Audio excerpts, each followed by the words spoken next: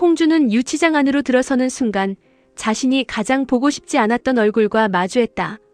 채화영은 벽에 등을 기댄 채 앉아 있었다. 화장은 지워졌고 옷차림은 무너져 있었지만 눈빛만큼은 여전히 사람을 내려다보는 듯했다.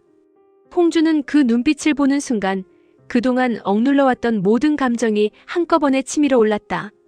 자신이 채화영 곁에서 버티며 삼켰던 모멸감, 염산월이 불안에 떨며 살았던 세월, 채화영에게 이용당하고 버려질까봐. 매일 밤 잠들지 못했던 시간들이 한순간에 목 끝까지 올라왔다. 채화영은 홍주를 보더니 비틀린 웃음을 지었다. 진홍주, 너도 결국 여기까지 왔네. 홍주는 그 말을 듣고도 처음엔 가만히 서 있었다. 교도관이 문을 잠그고 돌아서자 그녀의 손끝이 떨리기 시작했다. 채화영은 그 떨림을 두려움으로 착각한 듯 고개를 비스듬히 들었다. 왜 그렇게 봐? 내가 무서워. 홍주의 눈빛이 달라졌다. 야, 채화영. 채화영의 표정이 굳었다. 너 지금 나한테 뭐라고 했어? 홍주는 한 걸음 다가갔다. 너 때문에 난 망했어. 채화영은 자리에서 일어나려 했다. 말 조심해. 홍주는 더는 참지 않았다. 그녀는 채화영의 머리카락을 움켜쥐었다. 채화영의 얼굴이 일그러졌고 홍주는 이를 악문 채 그녀를 흔들었다.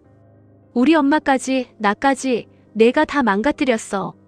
내 옆에 있으면 살 줄 알았어. 내가 시키는 대로 하면 적어도 버림받지는 않을 줄 알았다고. 채화영은 홍주의 손목을 잡아 때려 했다. 이거 안 놔. 홍주는 눈물을 흘리면서도 손에 더 힘을 주었다. 안 놔. 오늘은 내가 안 놔. 맨날 내가 사람들 목줄 쥐고 흔들었잖아. 오늘은 내가 내 머리채라도 잡아야 속이 풀리겠어. 채화영은 홍주를 밀어내려 했지만 힘이 예전 같지 않았다. 며칠 사이 도주와 체포를 반복하며 몸도 마음도 지쳐 있었다. 하지만 자존심만은 마지막까지 버티고 있었다. 진홍주, 너 같은 게 감히 나를. 나 같은 게 왜? 너한테 이용당한 사람은 사람도 아니야. 너한테 버림받은 사람은 울 자격도 없어. 홍주의 목소리가 갈라졌다. 우리 엄마 몫까지 다 갚아줄 거야.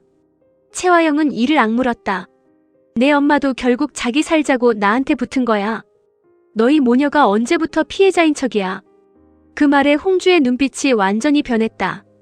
그녀는 채화영의 어깨를 밀어붙이며 울분을 쏟아냈다. 맞아.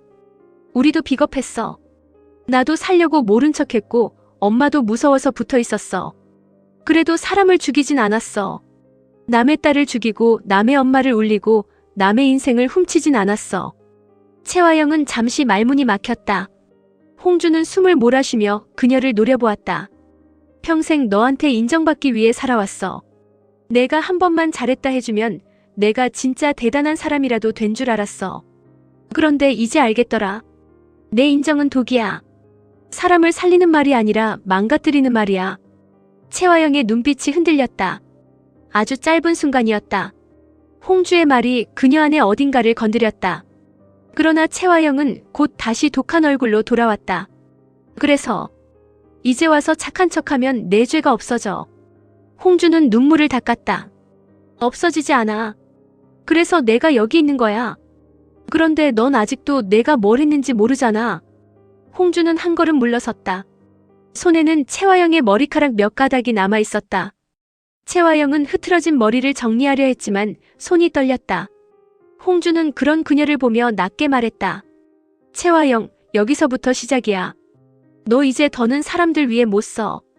내가 그렇게 무시하던 사람들이 내 죄를 하나씩 말할 거야. 채화영은 홍주를 노려보았다. 너는 살아남을 것 같아. 홍주는 고개를 들었다. 적어도 너처럼 살진 않을 거야. 그 무렵 이강혁은 경찰 호송 과정에서 빠져나온 뒤 다시 그림자처럼 움직이고 있었다. 그는 이미 자신이 오래 버티지 못할 것을 알고 있었다. 진짜 스패너를 넘긴 순간 채화영에게도 자신에게도 끝이 가까워졌다. 하지만 끝이라고 해서 멈출 수는 없었다. 채화영이 유치장에 갇혀있는 한 자신이 살아있는 이유도 같이 갇혀있는 것 같았다. 그의 눈은 오장미를 향해 있었다. 장미는 드림호텔 관련 자료를 확인하러 나왔다가 지하주차장으로 내려갔다. 차량 앞에서 본넷을 열고 배터리 쪽 이상을 확인하던 중이었다. 백호에게 전화를 걸어 도움을 청하려 했지만 통화 연결이 잠시 늦어졌다. 장미는 한 손으로 휴대폰을 들고 다른 손으로 본넷을 잡았다. 백호 씨, 차가 이상해요. 시동이. 말을 끝내기 전 뒤에서 누군가 다가왔다.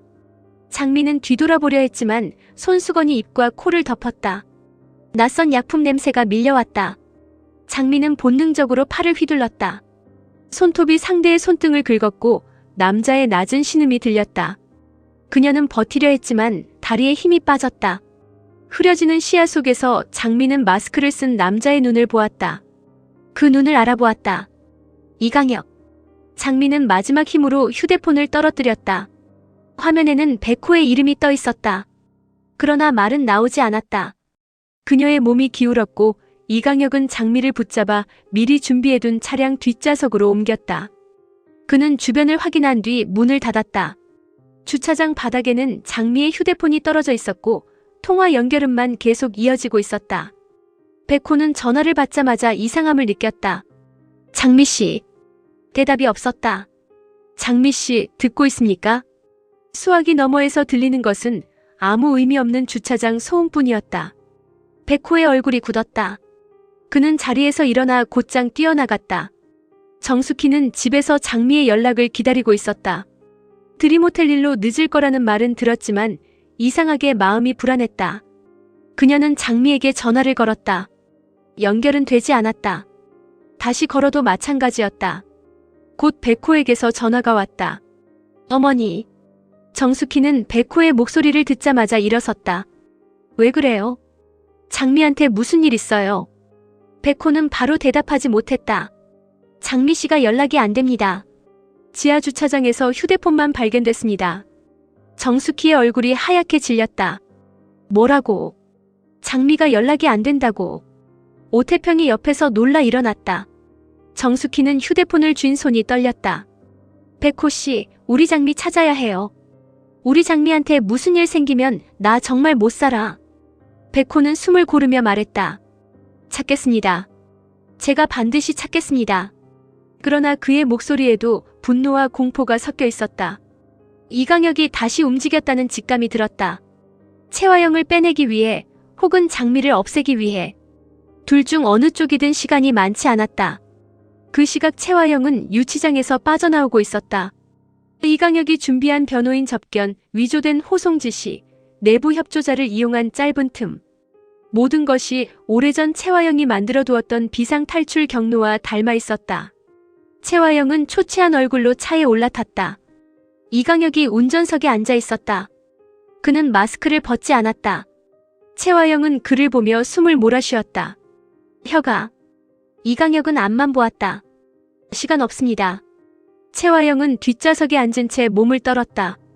유치장에 갇혔던 몇 시간은 그녀에게 지옥이었다.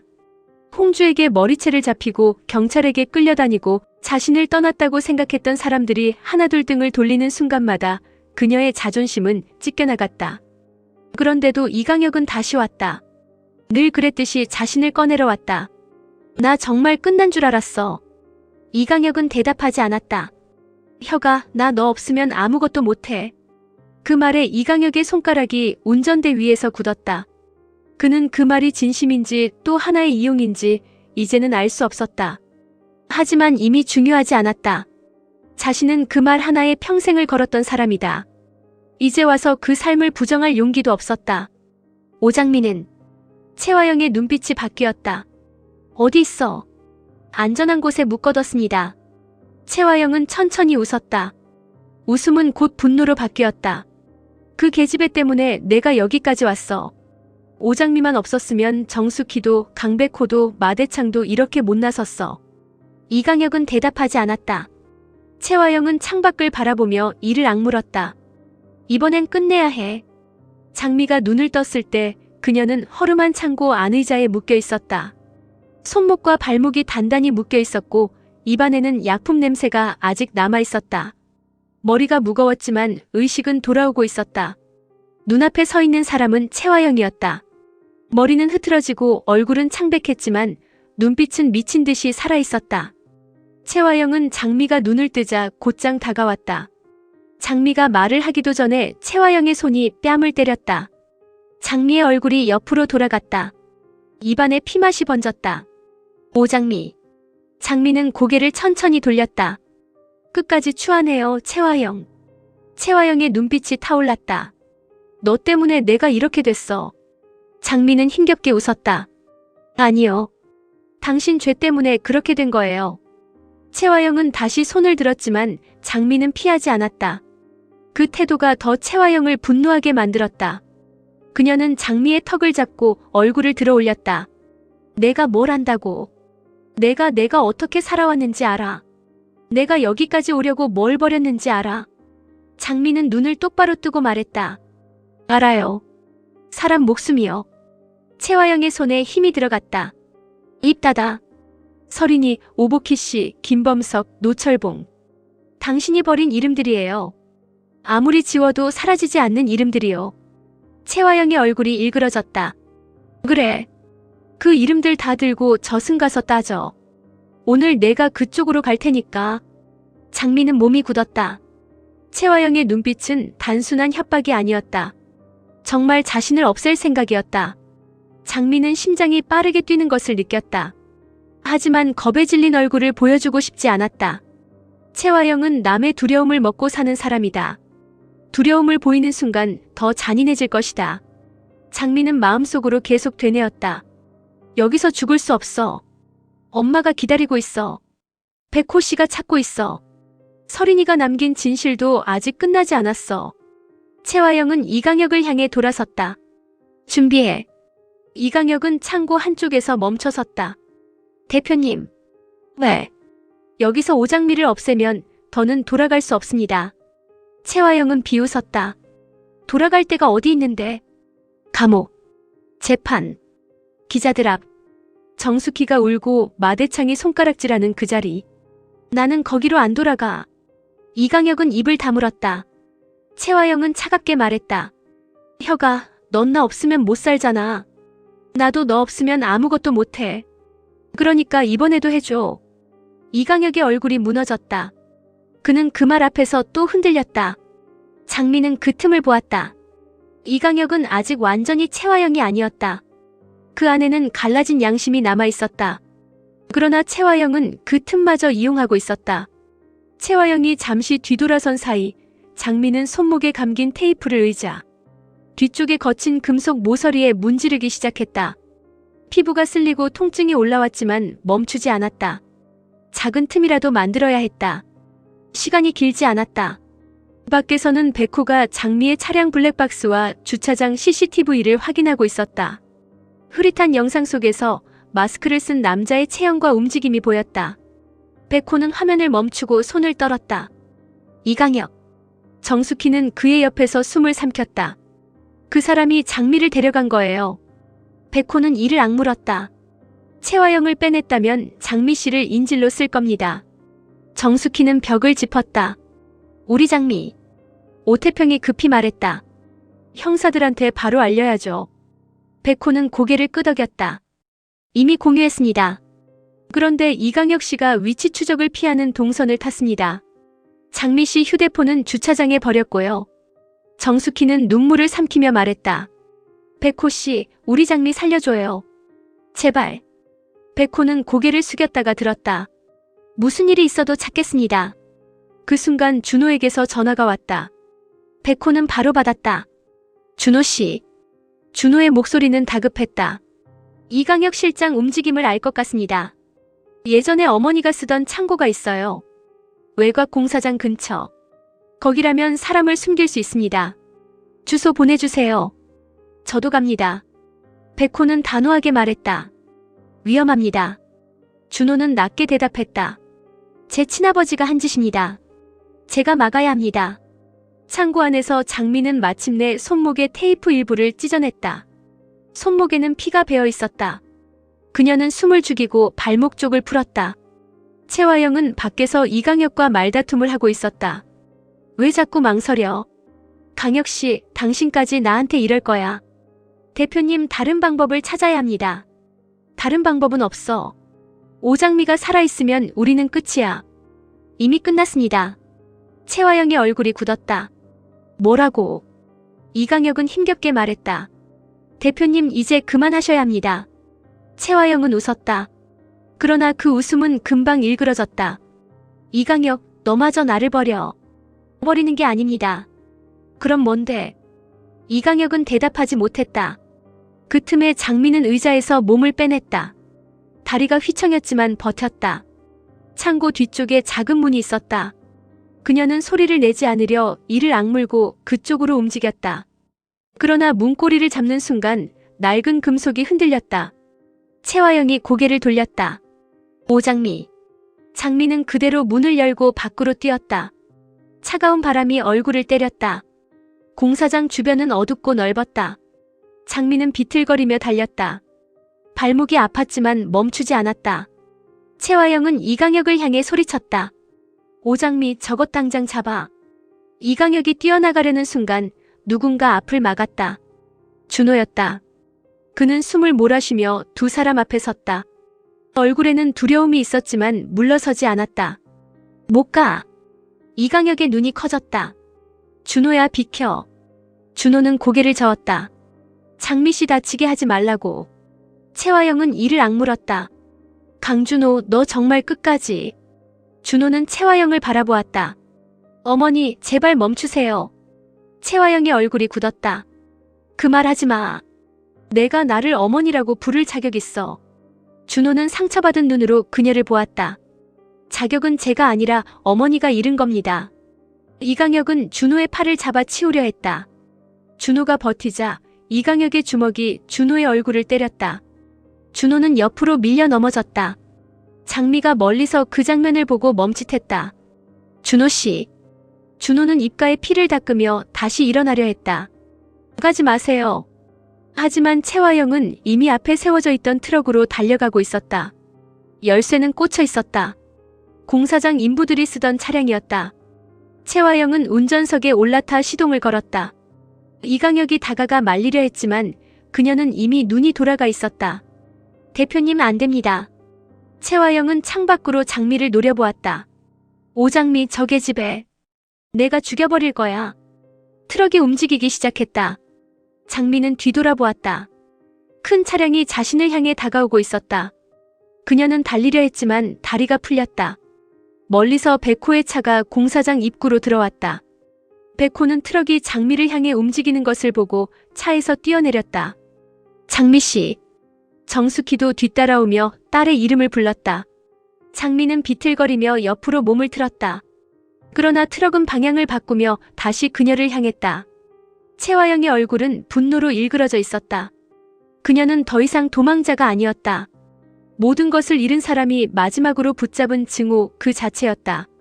이강혁은 그 장면을 보며 멈춰섰다. 채화영을 살리기 위해 시작한 일이 이제 장미를 향한 살이가 되어 돌아오고 있었다. 준호는 바닥에서 힘겹게 일어나 이강혁의 팔을 붙잡았다. 아버지. 이강혁의 몸이 굳었다. 준호는 눈물을 흘리며 말했다. 한 번만. 제발 한 번만 사람답게 막아줘요. 이강혁은 준호를 바라보았다. 아버지라는 말. 평생 듣지 못했고 들을 자격도 없다고 생각했던 말. 그 말이 그의 발을 움직였다. 그는 트럭 쪽으로 뛰었다. 백호도 장미를 향해 달렸다. 장미는 뒤로 물러서다 넘어질 뻔했다. 트럭의 불빛이 그녀를 덮었다. 채화영은 핸들을 움켜쥔 채 눈물을 흘리고 있었다. 분노인지 두려움인지 알 수 없는 눈물이었다. 오장미, 너만 없으면. 그 말은 끝까지 이어지지 못했다. 이강혁이 트럭 옆으로 뛰어들어 운전석 문을 붙잡았다. 채화영은 놀라 그를 바라보았다. 혀가 뭐 하는 거야? 이강혁은 문을 붙잡고 소리쳤다. 그만해. 채화영은 미친 듯이 고개를 저었다. 놓아. 놓으라고. 이강혁은 놓지 않았다. 대표님, 이제 정말 그만해야 합니다. 채화영의 얼굴이 무너졌다. 너도 나를 버려. 이강혁의 눈에 눈물이 맺혔다. 버리는 게 아닙니다. 그는 준호를, 장미를, 백호를, 그리고 울부짖는 정숙희를 바라보았다. 이제라도 멈추는 겁니다. 트럭은 여전히 앞으로 밀려가고 있었다. 백호는 장미를 끌어안고 옆으로 몸을 던졌다. 장미는 백호의 품에 안겨 바닥에 구르듯 쓰러졌다. 정숙희가 울며 달려왔다. 채화영은 브레이크를 밟지 않았다. 이강혁은 마지막 힘으로 핸들을 꺾으려 했다. 최화영과 이강혁의 손이 핸들 위에서 뒤엉켰다. 트럭은 공사장 한쪽 벽을 향해 방향을 틀었다. 준호가 비명을 삼키며 달려갔다. 아버지. 이강혁은 마지막으로 준호를 바라보았다. 그 눈빛에는 처음으로 최화영이 아닌 다른 사람이 담겨 있었다. 아들. 너무 늦게 알았고 너무 늦게 바라본 사람. 그리고 그의 입술이 움직였다. 미안하다. 트럭은 벽을 향해 그대로 돌진했다.